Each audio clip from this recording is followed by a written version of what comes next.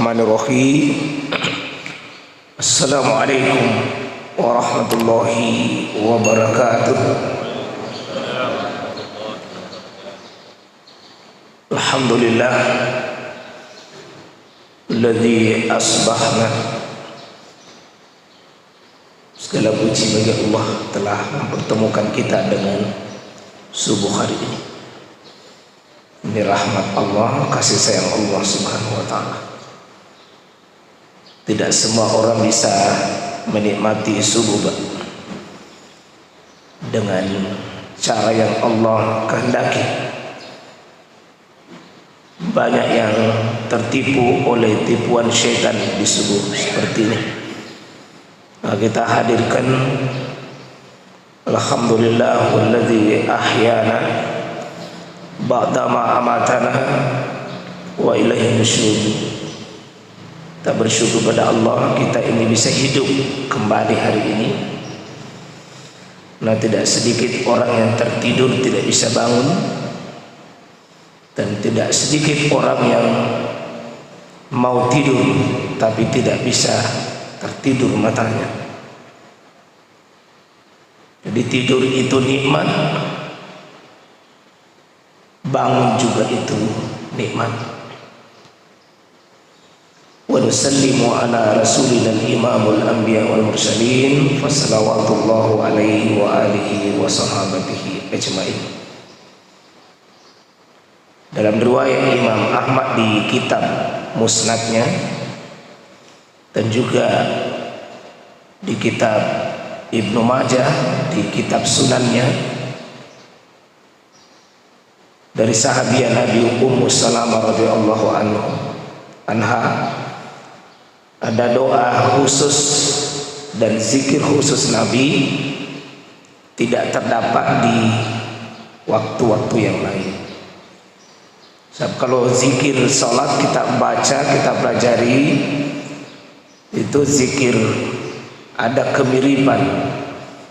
Duhur, asar dan isya itu kalau kita pelajari riwayatnya sama zikirnya. Untuk subuh dan maghrib relatif sama. Ada zikir subuh dan maghrib tidak terdapat di 3 waktu. Terutama misalnya di kitab bacaan tentang tahlil, la ilaha illallah wahdahu la syarikalah lahul mulk wa lahul hamd yuhyi wa yumiit. Itu di maghrib terdapat dengan ucapan 10 kali. Sementara di tempat lain itu cuma 1 kali. Dan tidak ada kata yuhyi wa yumiit. Ada yang lebih istimewa, di 4 sholat tidak terdapat, dia cuma terdapat di subuh, yaitu bacaan doa Nabi SAW seperti ini. Kita baca bagus, yakni doa Allahumma inna. Kalau kita mau jamakkan Allahumma inni, aslinya Allahumma inna nas'aluka ilman nafi'a wa rizqan thayyiban wa amalan mutaqabbala. Ya Allah, kami memohon padamu 3 hal. Pertama, ilmu yang bermanfaat. Yang kedua, rezeki yang berkah, yang baik. Yang ketiga, amal yang diterima. Nabi membaca ini sesudah salat subuh, tidak pada duhur, tidak pada isya. Para ulama menjelaskan dalam kitab syarah mereka, rupanya Rasulullah SAW menganjurkan kita memasang visi misi hidup itu setiap hari minimal 3. Raih 3 target hidup, minimal 3, dan itu dipasang mengawali hari. 1 ilmu, 2 rezeki, 3 amal. Siapa yang tidak lancar salah satunya ini, bermasalah kita punya hidup, Pak. Ilmu tidak lancar, bermasalah. Rezeki tidak lancar, bermasalah. Amal ditolak, Pak, lebih bermasalah. Dan Nabi mengurutkan perkara yang terpenting kepada perkara penting. Jangan ditukar. Ilmu dulu, rezeki, amal. Jangan mau bermimpi amal tak diterima kalau tidak beres dua perkara sebelumnya. Ilmu, rezeki. Ilmu, rezeki. Karena itu Nabi memulai ilmu bukan sembarang ilmu, tapi harus nafian, bermanfaat. Ilman nafian. Rezeki bukan sembarang rezeki, tapi thayyiban, yang baik, yang bisa menolong kita taat. Dan yang ketiga, bukan amal sembarang amal, tapi harus mutaqabbala, diterima. Ilmu I, R, rezeki, rezeki R. Amal A, gampang diingat, I, R, A, Ira. Kasih saja Irawati. Ini target setiap hari, Pak. Jemput napas kita setiap pagi itu, yakinkan, apakah sudah bertambah ilmuku? Apa bertambah rezekiku? Apa bertambah amalku? Kita jujur saja, Pak. Tapi yang mana yang paling besar dalam pikiran kita kalau bangun tidur? Yang mana paling besar? Amal, rezeki, atau ilmu? Yang mana paling besar, Pak? Dalle. Yang paling besar kita itu dalle. Padahal rezeki itu urutan kedua, Pak. Urutan pertama dulu ilmu. Maka berbahagia bapak-bapak duduk seperti ini. Bapak sedang melaksanakan visi misi hidup yang benar. Kalau bapak sudah menganggap penting itu ilmu, Pak, mujur kita punya hidup itu. Merasa rugi kalau ada taklim lalu kita tidak hadir. Bapak sedang mencas hidup kita hari ini. Sudah mengambil bagian yang terpenting dari semua proses hidup. Yang terpenting ini hadir di majelis ilmu. InsyaAllah diskusi kita hari ini, Pak, sampai masuk syuruti. Ya, karena tidak ada batasannya, jadi bebas ini bicara. Kita mau maaf pinjam, Pak, waktu tak, ya, bersabar. Kata Imam Ibnu Qudamah, Pak, pekerjaan yang membutuhkan kesabaran itu paling besar adalah kesabaran duduk di majelis ilmu. Hanya orang-orang yang sabar, Pak, bisa bertahan di majelis ilmu. Ada sebagian orang begitu, assalamualaikum, keluar satu persatu. Butuh kesabaran, Pak. Ada seorang alim, ulama, seorang syekh dan seorang profesor dari Jeddah. Guru kami menulis sebuah kitab Qawaidul Qur'aniyah. Beliau menulis kawaid, aturan-aturan pokok dalam Quran yang biasa disebut dengan Qawaidul Hamsin, 50 kaidah. Itu bagus sekali, Pak.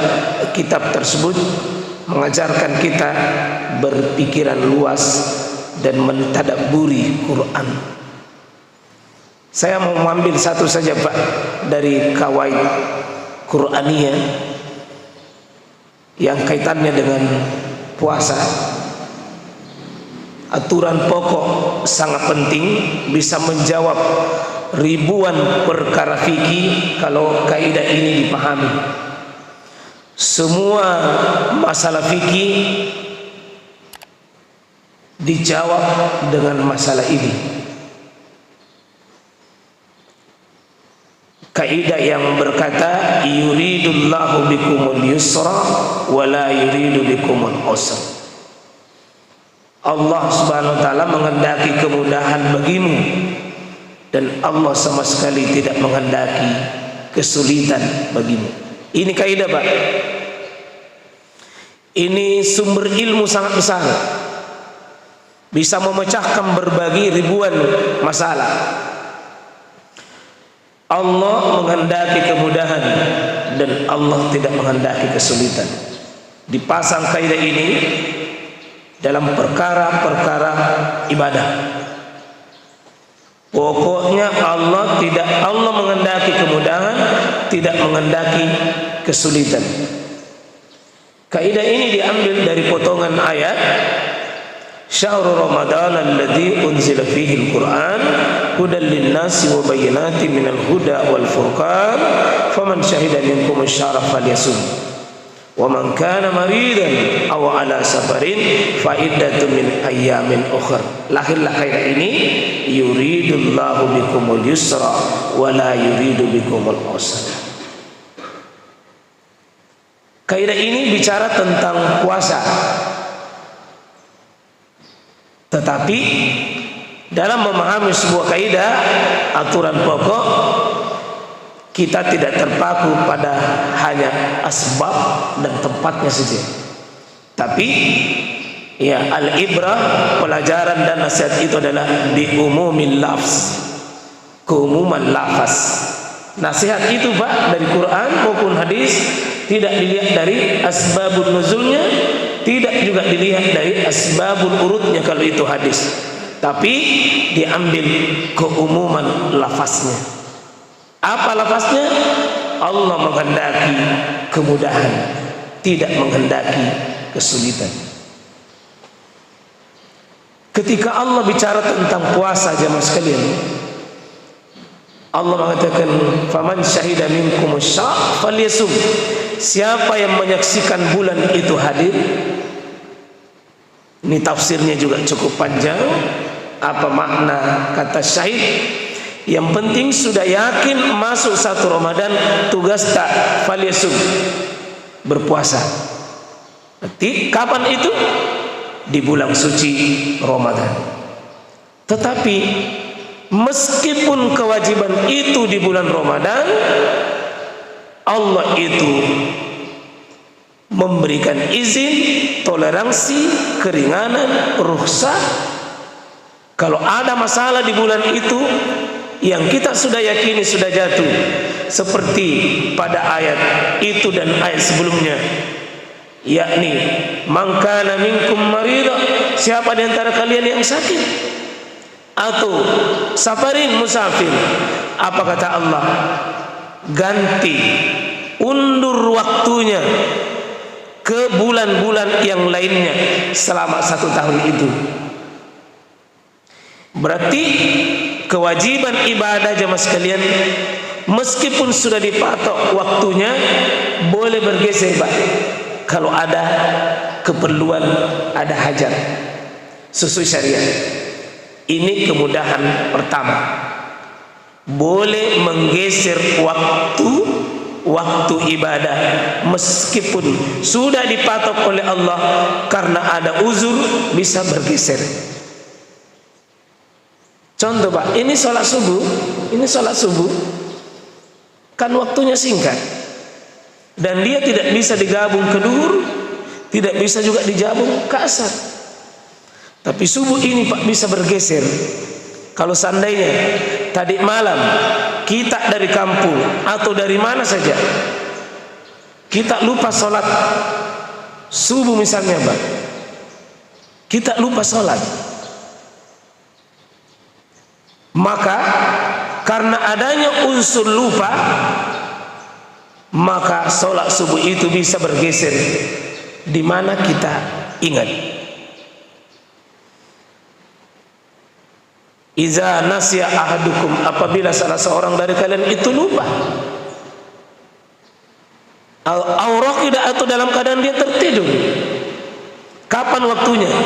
iza zakaraha, apabila dia ingat. Jadi waktu sholat itu ada satu rumus, kapan waktunya, di saat kita ingat. Tidak berlaku kaidah itu, inna sholata kanat alal mu'minina kitaban mawquta. Itu umum, itu yang normal. Tapi kalau Allah kasih lupa kita, Pak, betul-betul lupa, tidak dibuat, bisa digeser, Pak. Kapanpun kita ingat. Sama ini kalau kita puasa, Pak. Iza nasya adukum wa huwa sha'im, apabila salah seorang dari kalian lupa bahwa dia puasa, fa akala, lalu dia makan,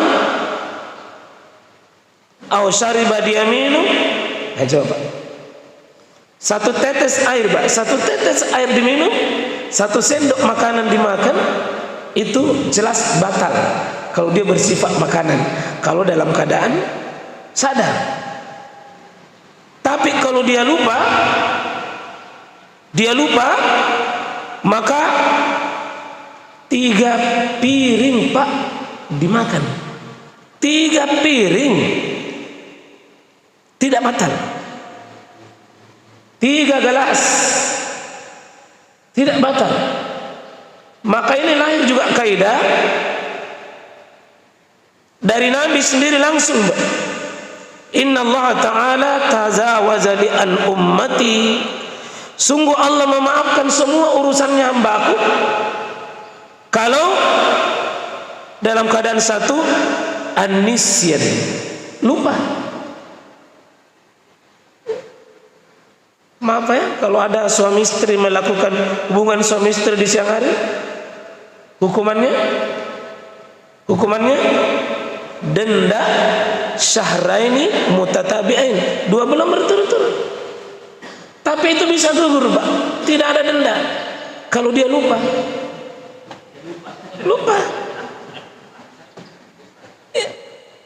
Ada yang berkata, adakah yang melakukan itu? Oh, bukan pertanyaan fikih itu, pertanyaan di sini. Kalau dia lupa, bisa terjadi. Cuma lupa ini kan bukan dipikir-pikir, Pak. Saya lupa sebentar deh. Oh, enggak boleh. Jadi puasa Ramadan ini itu bergeser waktunya, Pak. Ramadan aslinya bisa ke faidatu min ayamin ukhra, ganti pada hari lain selama 1 tahun, kecuali di 5 ini tidak boleh diganti.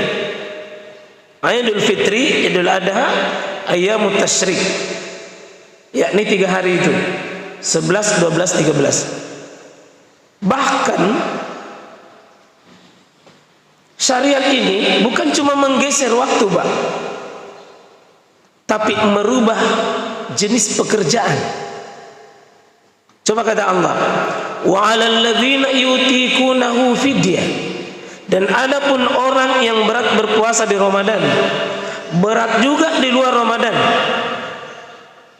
karena adanya sakit.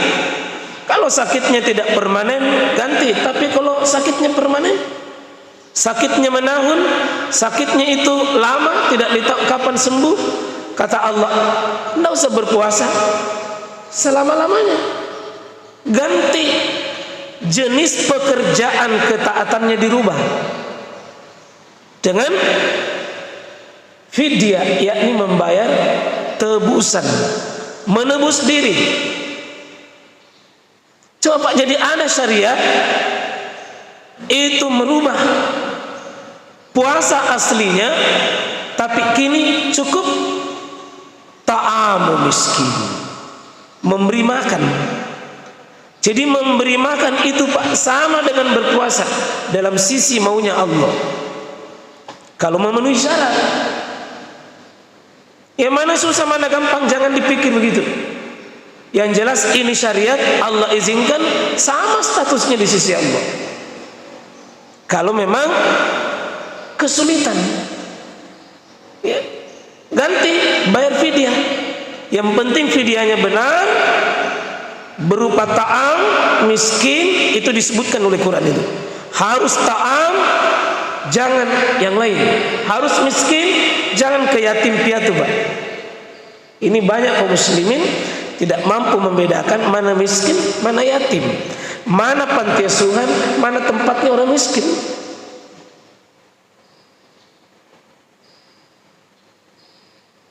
Ganti, aslinya puasa tinggal bayar tebusan, dan itu gugur kewajiban pokok. Sama, Pak. Bapak sudah bertemu suami istri, wajib mandi. Kewajiban intinya mandi. Kewajiban inti mandi. Tapi karena susah dapat air, atau mungkin bermasalah kalau sentuh air, atau ada air tapi mungkin itu mafsadat tinggi kalau itu dipakai, maka jangan pakai air. Fa illam yajid, maka kalau dia tidak dapat air, maka fatayammamu, bertayamumlah. Disuruh mandi, tidak bisa mandi karena ada halangan tertentu, kata Allah, ganti saja tayamum. Tayamum itu sudah ganti mandi, sudah ganti wudu, Pak. Jangan bilang tidak sama kurasa. Agama itu bukan perasaan. Agama itu dalil. Kalau dalilnya jelas, buang itu perasaan. Sama, Pak, kalau tidak bisa kecebok, tidak bisa istinja pakai air, pakai istijmar, pakai daun. Yang penting jangan sembarang daun, nanti ada daun gatal baru nasesak itu. Bisa pakai batu, bisa pakai tisu, bisa pakai kain, pakai cebok. Jangan bilang-bilang tidak sama kurasa. Oh, tidak boleh. Ini bukan soal rasa, ini soal syariat. Karena Allah menghendaki kalian itu dalam menjalankan syariatku mudah, yang mudah. Jangan bikin susah dirimu. Coba kita sakit di rumah sakit, di kateter mungkin penuh dengan najis dan kotoran. Tiba waktu sholat, tetap wajib sholat. Caranya bersihkan najis yang bisa. Adapun kateter itu najis, abaikan. Karena Allah mengatakan, fattaqullaha mastata'tum. Kau tunduk sama Allah sesuai kondisimu, sesuai keadaanmu. Sesuai kondisimu, sesuai keadaanmu. Jangan berpikir-pikir yang sempit, najis. Oh, itu najis begitu normal. Ini tidak normal. Yuridullahu bikumul yusra wa la yuridu bikumul usra. Allah menghendaki kemudahan, tidak menghendaki kesulitan. Contoh, asli sholat itu, Pak, wajib. Posisi keadaannya, semua ayat dan hadis pasti berdiri. Iza kumta ila sholat. Kalau kalian berdiri untuk sholat, memang berdiri, Pak. Sholli qaiman, sholatlah berdiri. Jadi tidak sah sholat kalau orang sanggup berdiri, sholat 5 waktu. Kalau dia mampu berdiri baru pergi duduk. Ini yang biasa saya lihat, Pak, di masjid-masjid. Mohon diingatkan. Ada bapak dari luar itu bawa kursi karena tidak sanggup tahan berdiri. Tapi saya pastikan bisa dia berdiri. Buktinya sambil berdiri dan bawa kursinya, berarti bisa berdiri. Maka sholatnya begini, Pak, harus berdiri. Tapi dia tidak bisa lama, minimal pada saat dia bertakbir dia berdiri. Jangan langsung duduk. Jangan langsung duduk. Karena ada saya lihat langsung duduk. Menyelisih kaidah ini. Harus dulu berdiri. Apa? Berdirinya itu banyak. Bisa sandar di sini, bisa pegang di sini, bisa dipegang, bisa dikasih berdiri. Jadi kalau ada pasangan hidup kita, Pak, sudah setengah mati berdiri, bantu dulu berdiri sesaat, minimal sesaat. Kalau sanggup Al-Fatihahnya, sanggup 1 rakaat, sanggup setengah rakaat, sanggup setengah sholat itu bagus, tapi aslinya berdiri. Fa'il lam tastati, kalau memang tidak sanggup posisinya begitu, baru waqu'udan, baru berduduk. Itu pun duduk tidak ada model, Pak. Ini waqu'udan pokoknya bebas berdirinya, duduknya. Bentuknya nakirah. Meskipun duduk pakai kursi, pakai meja, pakai spring bed, pakai langsung boleh. Modelnya tidak ada aturan. Meskipun Nabi itu karena Rasulullah SAW yusalli mutarabbiyan, Nabi itu memilih duduk bersila. Kalau mau sepakat setuju dengan Nabi, yang penting kondisi tak sama dengan Rasul, boleh. Tapi kalau orang stroke, orang lumpuh, Pak, pasti tidak bisa. Pasti tidak bisa. Tidak bisa dia lipat kakinya. Maka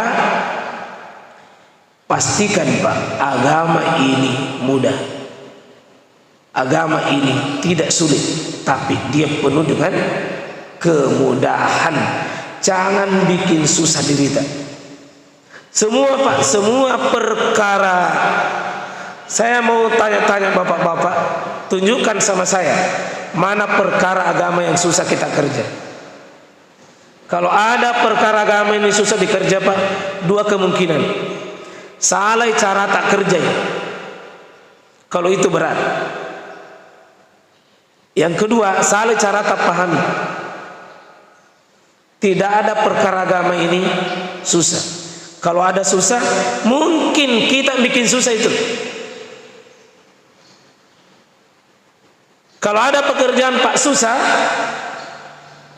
pasti itu sudah keluar dari syariat. Bukan syariat begitu. Syariat itu, kata Nabi, inna dina yusra. Asli agama ini mudah. Kalau ada susah, Pak, mungkin kita yang kotori melalui pikiran tak. Kita yang kotori melalui adat tak, tradisi tak, budaya tak, pikiran tak. Contoh, tutup, Pak, setutup. Menikah itu mudah. Kenapa banyak orang tidak mau menikah? Saya bilang uang panai. Coba tunjukkan sama saya di kitab mana itu uang panai. Di kitab mana itu uang panai? Di ayat mana itu uang panai? Kan cuma mahar. Yang sering kita bicara ini kalau pernikahan bukan mahar dicerita, Pak. Berapa panainya? Sekarang masyarakat sudah bikin standar. Masyarakat yang bikin standar. SMA 50 juta. S1 75, haji S1 100, S2 haji PNS 150. Itu jadi murah-murah sedikit. Janda 5 anak 15 juta.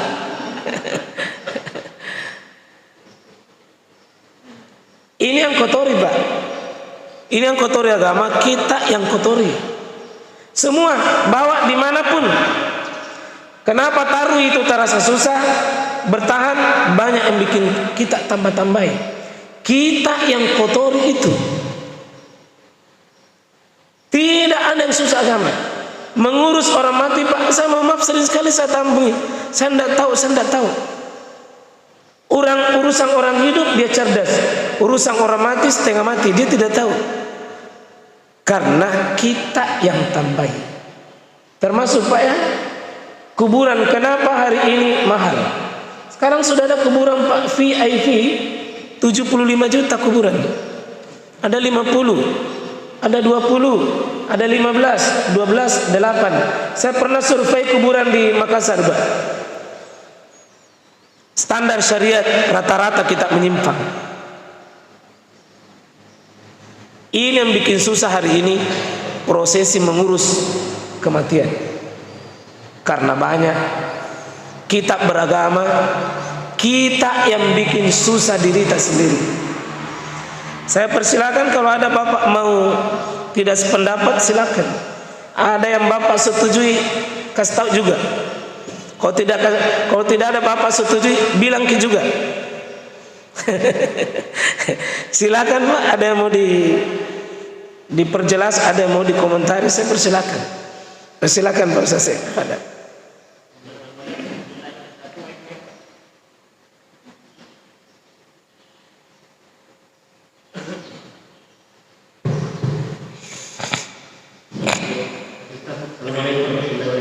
Waalaikumsalam warahmatullahi wabarakatuh.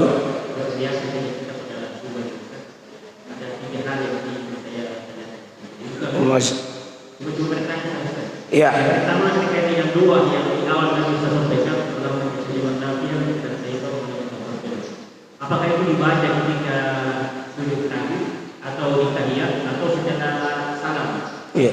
Kemudian kedua, doa yang tadi itu apakah kita menyatakan kita atau posisi bagaimana? Kemudian ketiga terkait dengan mempengaruhi ini masalah di tengah-tengah kita sendiri. Banyak anak muda kita yang menjomblo hari ini, malah sudah waktunya menikah. Iya. Tapi di banyak di situ doanya. Betul Pak. Betul. Ini masalah. Iya. Bagaimana solusinya? Iya.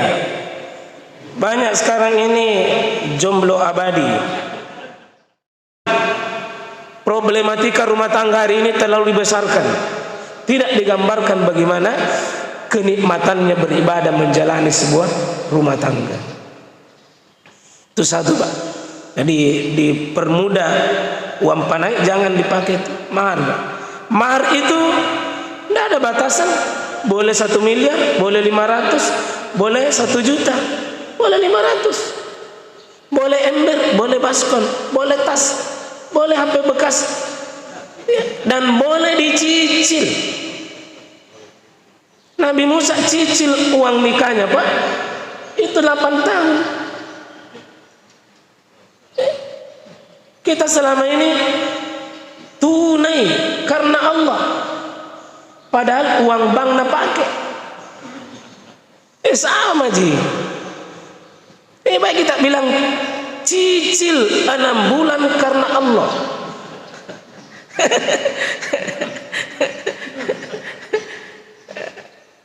Baik, yang kedua, mana posisi berdoa? Asli berdoa itu Pak, angkat tangan. Asli 10 hadis. Saya bisa tunjukkan pembahasan ini kalau kita membedah mengangkat tangan itu aslinya berdoa Pak. Cuma itu dalil umum. Nah, dalil umum itu berlaku keumuman selama tidak ada pendalilan tentang khususnya. Dia berlaku umum. Hamlil mutlaq ilal muqayyad wajibun. Kalau ada dalil umum, umum. Ya, kalau tidak ada dalil khususnya berlaku. Al mutlaqu yajri ila itlaqihi ma lam yuqayyad bidalil. Hukum mutlak itu berlaku selama tidak ada dalil khusus. Jadi berlaku umum Pak, selama tidak ada dalil pengkhususan. Nah, kalau sholat ini 5 waktu, terjadi banyak pendalilan khusus. Oh, saya Pak berdoa sesudah sholat ya. Astagfirullah, astagfirullah, itu sudah doa itu. Allahumma antas salam itu doa. La ilaha illallah itu doa. Subhanallah itu doa. Allahu Akbar itu doa. Namanya doa ibadah. Doa itu ada dua, ada doa ibadah seperti doanya Nabi Nuh, la ilaha illa anta subhanak. Itu berdoa Nabi Nuh, tapi tidak ada yang diminta di situ. Tasbih, takbir dan pengagungan kepada Allah itu doa. Jadi asli berdoa itu angkat tangan, tetapi kalau ada tertentu Pak, tidak perlu mengangkat tangan kalau itu pengkhususan. Pengkhususan. Nah, tergantung kita baca itu Allahumma inna tadi di posisi mana kita Bapak baca. Ya. Apakah dibaca waktu sujud terakhir? Sebenarnya Pak, tidak ada doa khusus itu di sujud terakhir. Ada sebuah buku yang ditulis oleh Syekh Al-Misri, ulama besar dari Mesir. Beliau menulis Akhtaul Mubin fil Musallin. Itu 400 kesalahan dalam sholat. Dan saya sudah menulis 3 jilid tentang buku sholat. Jadi jilid 1 itu sholat 5 waktu dari takbir sampai zikir dan doanya. Jilid 2 itu sholat sunnah, Pak. Jilid 3 itu sholat berjamaah. Saya tidak pernah menemukan hadis ada sholat doa khusus di sujud terakhir. Karena bunyi hadisnya kan begini, aqrabu ma yakunul abdu min rabbi wa huwa sajid. Sedekat-dekatnya seorang hamba itu dengan Allah Tuhannya pada saat dia sujud. Pada saat dia sujud, doa paling bagus itu di waktu sujud. Tidak ada kata-kata fi sujudil akhir. Di sujud akhir tidak ada. Kita yang bikin susah itu karena menambah sujud terakhir, sehingga ada sebagian imam gayanya gaya khusus. Kalau sujud biasa pendek, begitu sujud terakhir lakbuna. Ini menentukan yang tidak ada ketentuan, kecuali mungkin suatu saat pakai terakhir, suatu saat pakai awal, suatu saat pakai di tengah, boleh, selama tidak menentukan. Boleh Pak perlama doa. Di waktu sujud itu ada fasilitas khusus, tapi tidak ada sujud terakhir. Kalau menentukan sujud terakhir itu Pak, menentukan yang tidak ada ketentuan, itu dianggap Syekh Al-Misri akhta'ul musallin, kesalahan itu. Yang kedua, boleh kita baca di akhir salam, boleh Pak, boleh. Karena Nabi pernah memanggil pada seorang sahabat, yakni Muaz bin Jabal, ya Muaz, la tad'unna fi kulli duburi salah. Ada doa yang saya ajarkan ke Muaz, jangan kamu pernah tinggalkan di akhir solat. Ada kata-kata fi duburi. Dubur itu Pak bisa bermakna di belakang. Dubur kita itu namanya di belakang. Dubur itu bisa bermakna sebelum salam, itu dubur juga sebelum salam Pak. Saya lebih cenderung pemahaman itu bisa dibaca sebelum sholat, bisa dibaca juga sesudah salam. Karena khusus subuh Nabi baca Pak sesudah salam. Sesudah salam itu maksudnya sudah zikir yang lain, maka dibacalah doa itu supaya perjelas komitmen kehidupan kita itu 3: ilmu, rezeki, dan amal. Terakhir maaf Pak, tadi pertanyaan apa itu terakhir? Selesai ya? Alhamdulillah. Kalau begitu selesai. Ada pertanyaan lain? Cukup ya? Sudah? Iya. Kalau begitu sudah masuk suruh? Lagi sedikit. Iya. Padahal. Assalamualaikum warahmatullahi wabarakatuh. Assalamualaikum warahmatullahi wabarakatuh.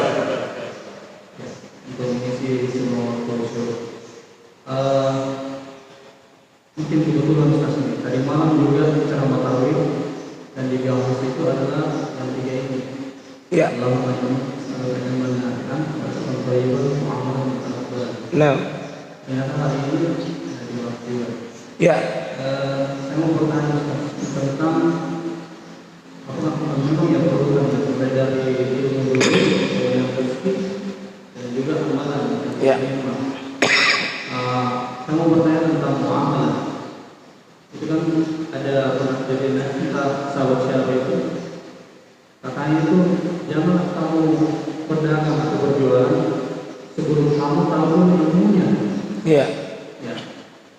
Kita tahu Iya. Pokoknya bab ilmu itu adalah bab mendahului semua amalan, Pak. Imam Al-Bukhari membuat satu bab judul Al-ilmu qabla al-amal wal qaul di Sahih Bukhari. Beliau mengatakan ilmu dulu sebelum amal dan berkata. Semua Pak.